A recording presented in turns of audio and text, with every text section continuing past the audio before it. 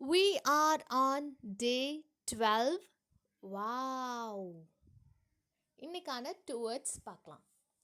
Disparity அப்படின்னா என்னென்னா difference, especially one that is caused by unfair treatment.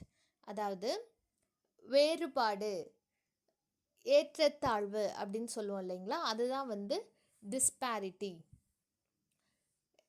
Synonyms பாருங்கள். Inequality, unevenness, அதாவது ஏற்றத்தாழ்வு இருக்கும் இல்லைங்களா, அதை தான் வந்து டிஸ்பாரிட்டி அப்படின்னு சொல்லுவோம். இந்த எக்ஸாம்பிள் பாருங்கள். there is a huge disparity between the rich and poor. rich and the poor, அதாவது பணக்காரர்களுக்கும் ஏழைகளுக்கும் இடையே ஒரு பெரிய வேறுபாடு இருக்குது.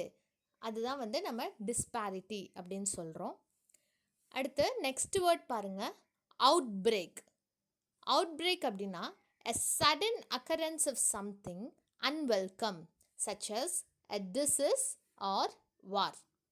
அதாவது ஒரு திடீர் தொடக்கம், திடீர் கிளர்ச்சி உருவாகுது இல்லைங்களா, அதுதான் நம்ம வந்து அவுட் பிரேக் அப்படின்னு சொல்லுவோம். அது மேக்ஸிமம் எப்படி இருக்குன்னா, நமக்கு வந்து பிடிக்காத, நமக்கு வெறுக்கத்தக்க ஒன்றா இருக்கும், நமக்கு வேண்டாத ஒன்றா அது வந்து இருக்கும். அதை தான் வந்து நம்ம அவுட் பிரேக் அப்படின்னு சொல்லுவோம்.